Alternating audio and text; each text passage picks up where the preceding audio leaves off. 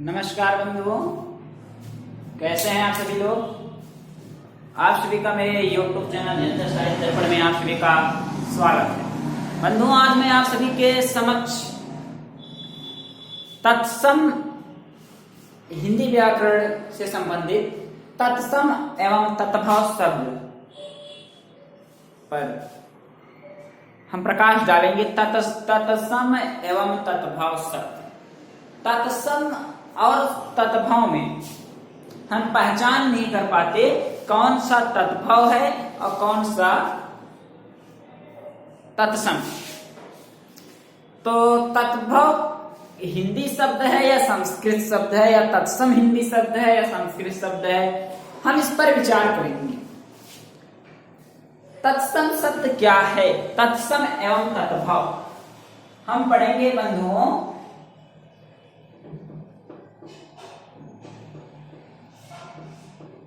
तत्सम एवं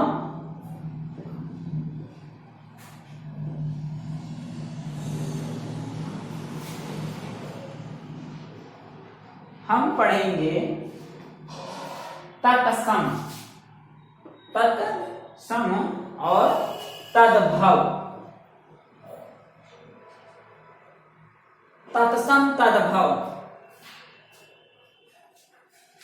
तो तत्सम और तद्भव को पढ़ेंगे। सबसे पहले हम यह देखेंगे कि तत्सम शब्द क्या होता है।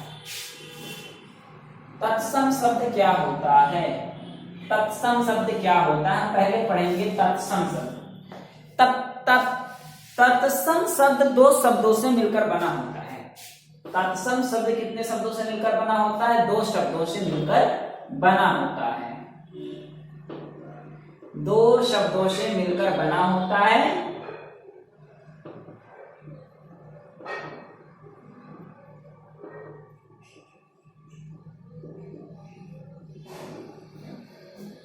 एक तत्सम, एक है तत् प्लस सम। तत् प्लस सम से मिलकर बना होता है। तत् का अर्थ होता है बंधुओं, तत् का अर्थ होता है उसके, क्या होता है? उसके, यानी संस्कृत।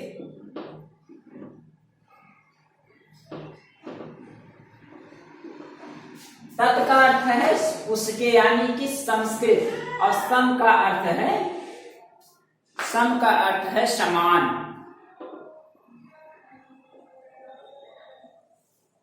उसके समान, जो संस्कृत के समान हो, जो संस्कृत के,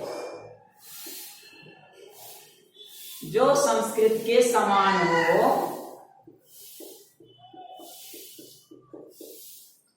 उसे क्या कहते हैं? तत्सम शब्द कहते हैं।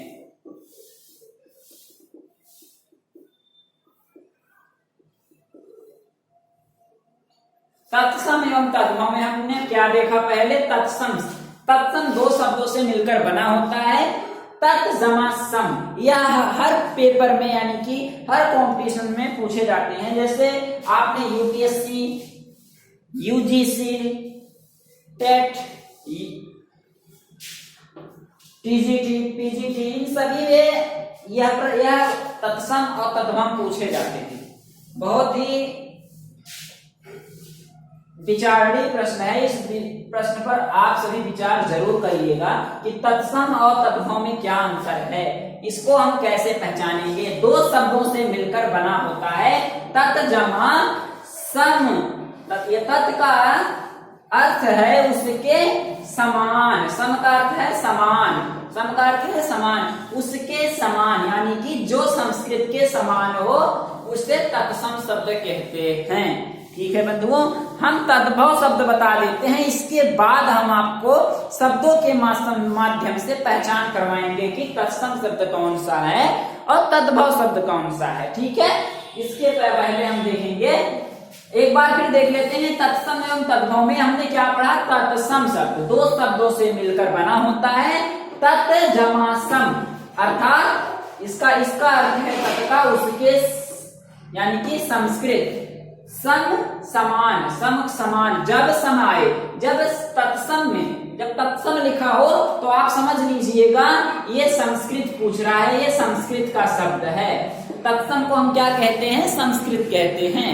और तद्भव को हिंदी कहते हैं। अब हम हिंदी कैसे जानेंगे, हिंदी की पहचान कैसे करेंगे? हम जानते हैं कि हम हिंदी की पहचान कैसे करेंगे। आइए अब हम पढ़ेंगे बंधुओं, हमने तत्सम पढ़ लिया, हम पढ़ेंगे तद्भव।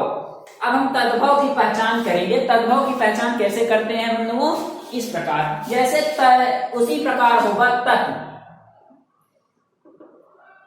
उसी प्रकार होगा तत्, तत् जमा भव, इसका भी अर्थ उसी के समान होगा, उसके। क्या होगा? उसके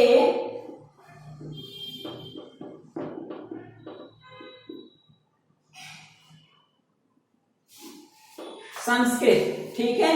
अब तत्भव, तत् ठीक तत्सम के समान था, तत् इसके यानी संस्कृत। अब इसका जो अर्थ है बदल जाता है, यानी कि ये परिवर्तन हो जाता है। इससे परिवर्तन हुआ है। क्या आया है? भव। तो ये भव क्या हो गया बंधुओं? भव हो गया बनना, भव हो गया बनना, यानी कि और इसका हो गया परिवर्तन। परिवर्तन, ये परिवर्तन हुआ है बंधुओं। इसका अर्थ हो गया बनना, इसका उसके समान परिवर्तन, यानी कि जो संस्कृत से परिवर्तित होकर बनते हैं, जो संस्कृत से परिवर्तित होकर बनते हैं, जो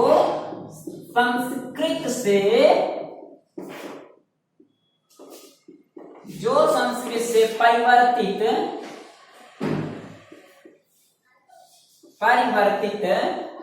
होकर बनते हैं,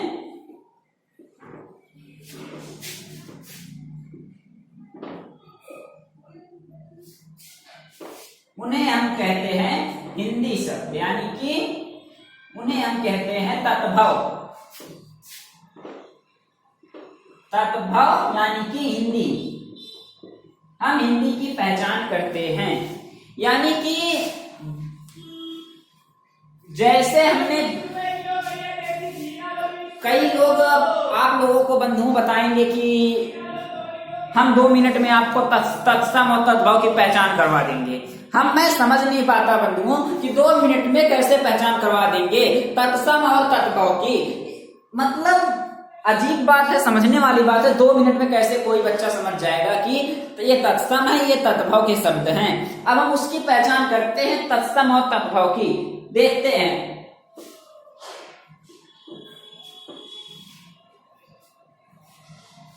तत्सम और तद्भव की पहचान करेंगे। तत्सम शब्द और तत्सम। पहले हम देखते हैं तत्सम। ये तत्सम है और ये तद्भव है। तो बंधुओं हमने क्या एक शब्द ले लिया तत्सम का? हमने ले लिया हस्त। हमने ले लिया हस्त। तो हस्त से क्या बना? हथा। और हथा से बना हाथ। बंधुओं हस्त हथा हाथ, यानी कि हमने ये संस्कृत का शब्द हो गया, ये संस्कृत का शब्द हो गया, ये हिंदी का शब्द हो गया। यानी कि ये तत्सम हो गया और ये तद्भव हो गया।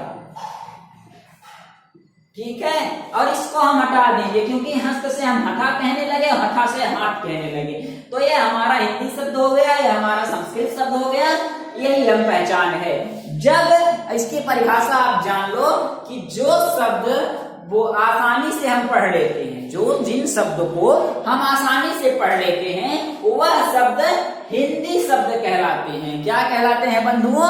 वह शब्द हिंदी कहलाते हैं। और जो शब्द जिन शब्दों को बोलने में हमारे जीवा पर दबाव पड़ता हो वो शब्द तत्सम कहलाते हैं, यानी कि संस्कृत के शब्द कहलाते हैं। जीवा पर जोर पड़ता हो वह शब्द संस्कृत के शब्द यानी कि तत्सम शब्द कहलाते हैं। और जो आसानी से हम पढ़ लें जिस शब्द को, वह शब्द हमारा हिंदी का शब्द होता है बंधुओं।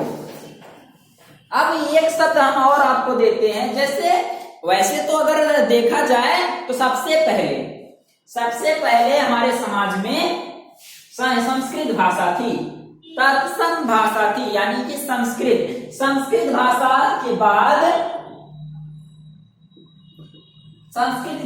बाद पाली, प्राकृत, अपभ्रंश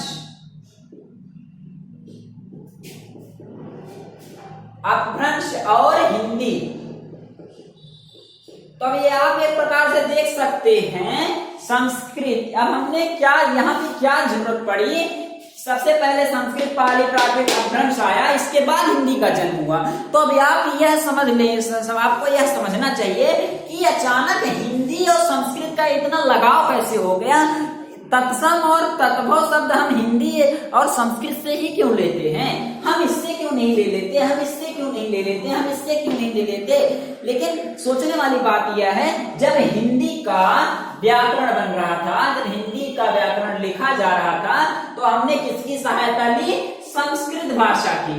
इसलिए संस्कृत भाषा की सहायता ली। आज संस्कृत भाषा हिंदी की मातृभाषा नहीं है, बल्कि हिंदी जो है ये इसकी परदादी है, परदादी से भी ऊपर है। इसका जो रिश्ता है संस्कृत से, दादी परदादी से आगे जितने भी रिश्ते हैं, कितनी पीढ़ियां हैं, 1 2 3 4 पीढ़ियां हैं। अब आप अनुमान लगा सकते हैं कि हिंदी का संबंध संस्कृत से क्या है।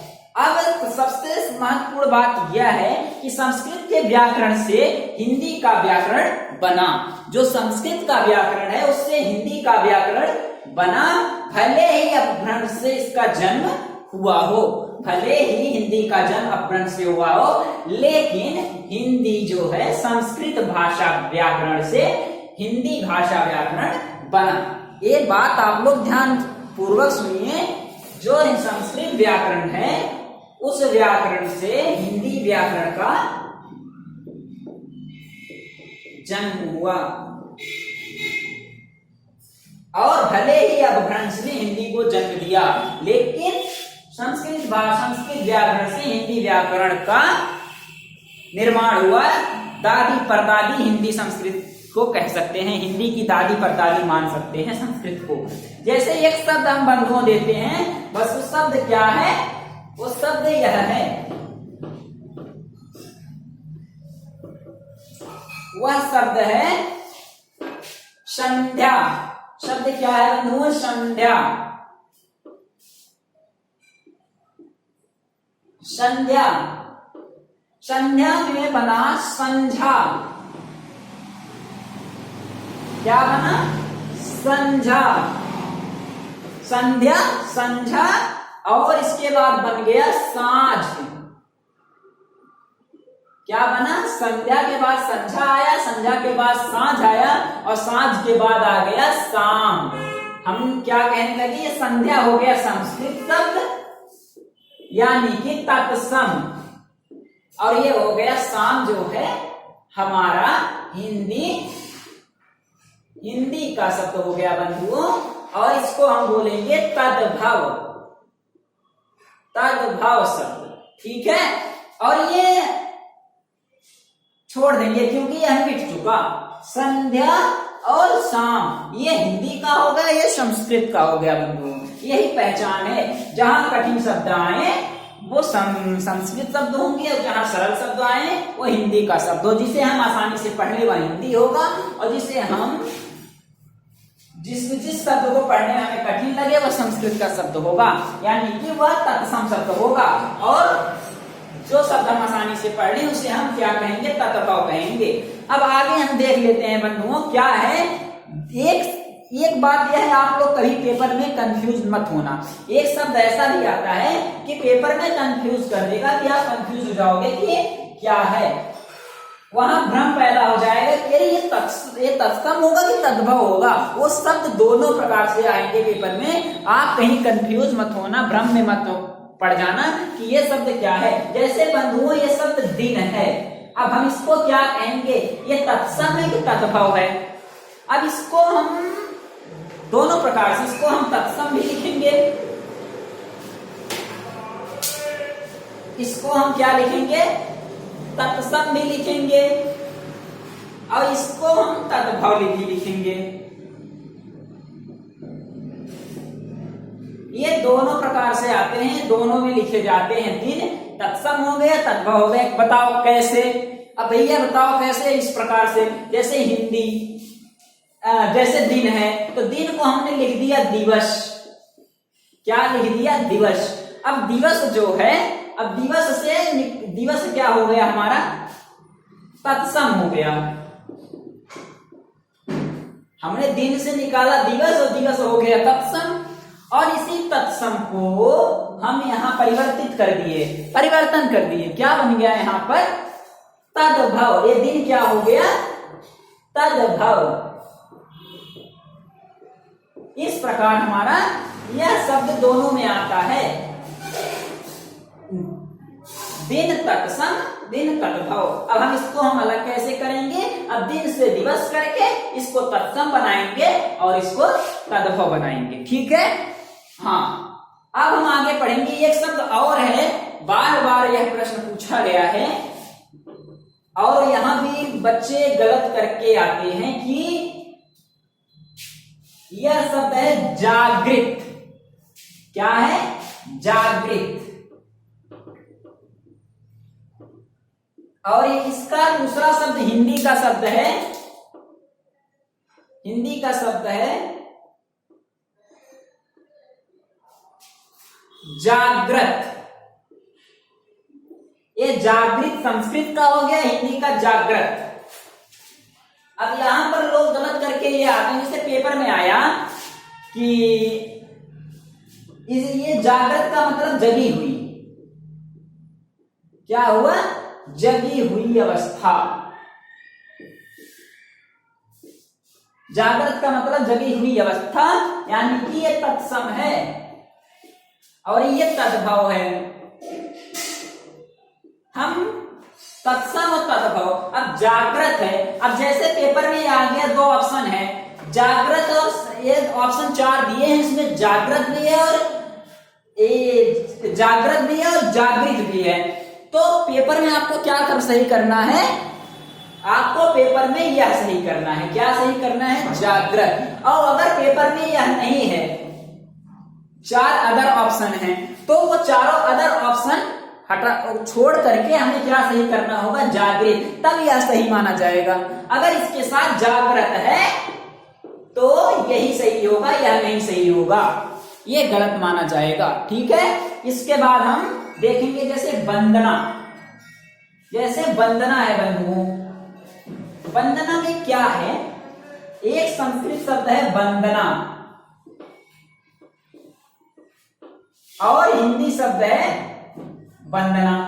अब यह है, ये संस्कृत का हो गया और ये हिंदी का हो गया। ठीक है? इस प्रकार से हम पहचान करेंगे।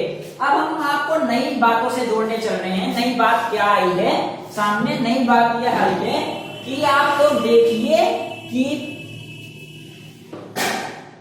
प्रायः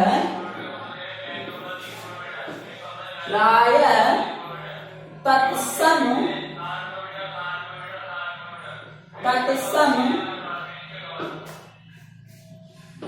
शब्दों में, प्रायः तत्सम शब्दों में छ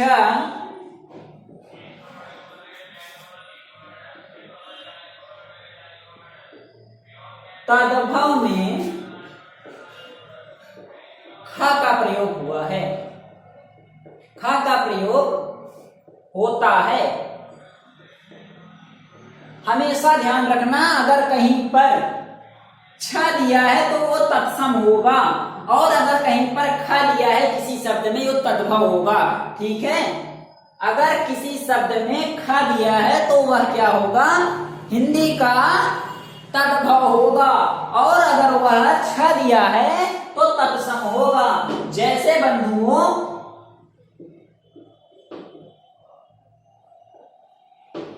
अच्छी, अच्छी दिया है और इसके बाद आंख दिया है, तो ये आंख क्या हो गया, हिंदी शब्द हो गया, और अच्छ क्या हो गया, संस्कृत शब्द हो गया, संस्कृत हो गया, यानी कि तत्सम हो गया, और ये क्या हो गया, तद्भव हो गया। ठीक है, अब हम इसी प्रकार हम अगला देखेंगे धार। इसी प्रकार हम देखेंगे इच्छु, इच्छु, और इसके बाद देखेंगे ईख। इच्छु क्या हो गया, संस्कृत हो गया, यानी कि तत्सम, और ये क्या हो गया, तद्भव, यानी कि हिंदी। आप समझ गए होंगे। अब हम आगे बढ़ेंगे, एक जगह और आएगा, क्या आएगा वो, अब आप लोग ध्यान पूर्वक समझिए कि छ और ख आए तो, छ आए तो तत्सम, और ख आए तो शब्द में, शब्दों की पहचान करने के लिए तत्सम में अगर छ आता है तो, अगर किसी शब्द में छ आता है तो तत्सम होगा, और अगर किसी शब्द में ख आता है तो क्या होगा, तद्भव होगा। अब आगे से ध्यान रखना। अब हम यहाँ पे अगला शब्द आपको देने वाले हैं, वो कौन सा शब्द है, अगला शब्द यह है बंधुओं, वा और बा। अब वा और बा में क्या देखो, ये वणिक, और इधर क्या हो गया, बनिक। वणिक और बनिक, वणिक और बनिया। अब ये वणिक जो है, वह जो है, वह हो गया तत्सम शब्द, और ये तत्सम शब्द परिवर्तन हो गया ब में। ठीक है, वह क्या परिवर्तन हुआ, ब में, इसलिए हिंदी पढ़ा गया ये, यानी कि तद्भव। ठीक है, तत्सम शब्द हो गया वणिक, यानी कि वाह, और वाह परिवर्तित कर दिया किसको, बा को। अब यहां पर आप देख लेना, उसमें छ और क्या बताया था, ख, छ, ख और वाह, बा का ध्यान रखना। ये होगा बा हमारा हिंदी शब्द होगा, वाह हमारा क्या होगा, जब भी किसी शब्द में वाह आए तो शब्द होगा हमारा तत्सम। ठीक है, क्या होगा, तत्सम। इसी प्रकार हम दो चार शब्द आपको और दिखाते हैं। जैसे अगर किसी शब्द में सा आ जाए, और ये वाला, ये ताल सा आ जाए, ताल, और ये दंड वाला सा आ जाए, तो ये शब्द हो गया हमारा हिंदी, और ये हमारा हो गया संस्कृत, यानी कि तद्भव। कौन सा, तत्सम हो गया, और ये हो गया तद्भव, ये वाला शब्द। तो यहां पे हमने क्या डाल दिया, स, यहां पर हमने डाल दिया श, और यहां पर हमने डाल दिया ये वाला स। ठीक है, तालुसा, इसे हम क्या बोलते हैं, तालुसा। तो अभी ये आप तीसरा शब्द हमें याद रखना है, श और श, तालुसा और दंड श। ठीक है, इसको हमें याद रखना है। तालुसा क्या है, तत्सम है, और दंड सा क्या है, तद्भव है। ठीक है, अगला शब्द हमारा क्या है, दा और ज। हम इस पर ध्यान देखेंगे, ध्यान से देखेंगे, दा और ज में क्या शब्द आएगा। अगर कोई शब्द हमें दा और ज से संबंधित मिलता है, तो जैसे माफ कीजिएगा, दा नहीं, या, जैसे यहां पे या आ गया, या आ गया, और यहां पे आ गया जा, तो ज शब्द हमारा हिंदी हो गया। क्या हो गया, हिंदी, और यह शब्द हमारा हो गया संस्कृत, यानी कि संस्कृत यानी तत्सम, और हिंदी यानी तद्भव। ठीक है, ये शब्दों की पहचान करनी है। या और जा, या आया, या किसी शब्द में या आया, जैसे युवा, जैसे बंधुओं युवा है। अब युवा में और जवान में, अब या जो है हमारा तत्सम शब्द है, ये तत्सम से हमने परिवर्तित किया, तद्भव में जा आ गया, इसलिए हमको इसको याद रखना है। ठीक है, इसको याद रखेंगे और इसको याद रखेंगे, या और जा। आगे हम ध्यान देंगे बंधुओं कि हमारा क्या है। इसी प्रकार हमारा शब्द होगा री, यह री और री का तत्सम श्रृंगार और श्रृंगार। अब री है और एक हमारा होगा क्या, श्रृंगार। ठीक है, तो ये हो गया हमारा तत्सम, ये हो गया हमारा तद्भव। अब श्रृंगार और श्रृंगार, ये हिंदी हो गया, ये संस्कृत हो गया। अब यही समझ पहचान करनी है।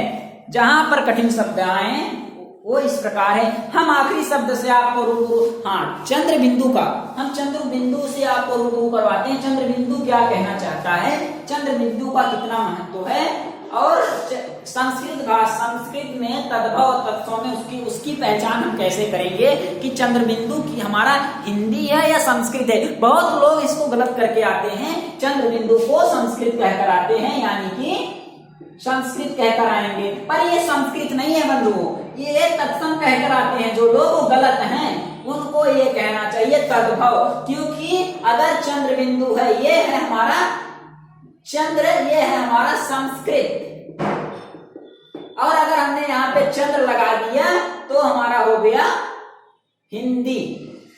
तो हिंदी शब्द, अगर हिंदी शब्द में अगर चंद्र बिंदु मिलता है तो हमारा क्या होगा, हिंदी। अगर किसी शब्द में चंद्र बिंदु है तो हिंदी का शब्द होगा। अगर किसी शब्द में